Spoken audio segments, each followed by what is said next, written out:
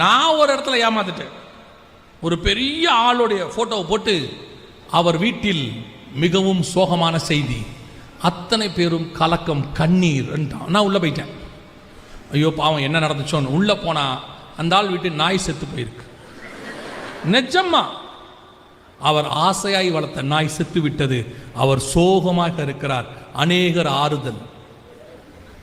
நான் என்ன அடிச்சுக்கிட்டேன், ஏன் நாயே உனக்கு இந்த வேலை, வேற என்ன செய்யறது? இன்னைக்கு இந்த மாதிரி கேடும் பொய்க்கும் தான் இம்பார்ட்டன்ஸ். எது உண்மை, ரெண்டாவது எது உண்மை எது பொய்யின் வேற உங்களுக்கு தெரிய மாட்டேங்குது. நீங்களும் இருக்கீங்கல்ல, இந்த விஷயத்தை எதை ஃபார்வர்ட் பண்ணுவீங்க நீங்க நல்லா சொல்லுங்க. ஏன் அந்த செய்தியை நீங்க ஃபார்வர்ட் பண்ணுவீங்க? அதனால உங்களுக்கு என்ன பலன்? இல்ல அந்த ஊழியக்கார பத்தி உண்மையா இருக்கட்டும், அவர் செஞ்சது தப்பாவே இருக்கட்டும், அதை ஃபார்வர்ட் பண்றதுனால உங்களுக்கு என்ன பலன்? வேதம் தெளிவா சொல்லுது, பக்தி விருத்திக்கு ஏதுவான நல்ல வார்த்தைகளையே பேசுங்க. இப்ப இதனால உங்களுக்கு என்ன பிரயோஜனம்? ஒரு பிரயோஜனமும் கிடையாது. இப்போ ஒருவேளை அது பொய்யா இருந்துச்சுன்னா என்ன பண்ணுவீங்க? சரி உண்மையாவே இருக்கு, அதனால கொஞ்சம் பேர் இடர் அடைஞ்சிட்டான், என்ன பண்ணுவீங்க?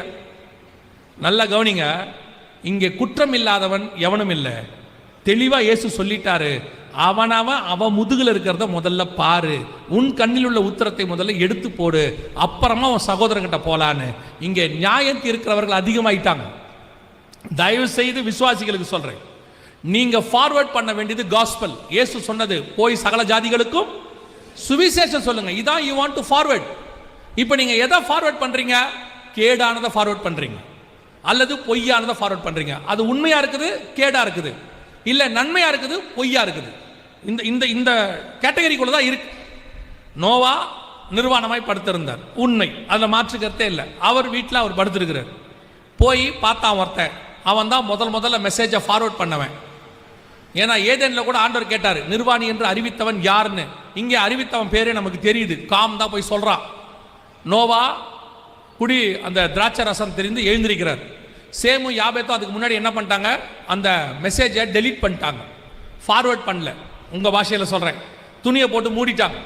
இப்போ நோவா எழுந்திருச்சாரு. வசனம் சொல்லுது, அதை மூடினவனுக்கு ஆசீர்வாதம், ஃபார்வர்ட் பண்ணவனுடைய சந்ததி சபிக்கப்பட்டது. இப்போ நீங்க என்ன பண்ண போறீங்கன்றதை நீங்களே யோசிச்சு கொள்ளுங்க. தயவு செய்து பக்தி விருத்திக்கு ஏதுவான காரியங்களை ஃபார்வர்ட் பண்ணுங்க, தப்பே கிடையாது. சுவிசேஷம் சொல்லுங்க. அதன் மூலமாய் ஒரு ஆத்மா ரட்சிக்கப்பட்டால் அது உங்கள் கணக்கிலே பரலோகத்தில் இருக்கும்.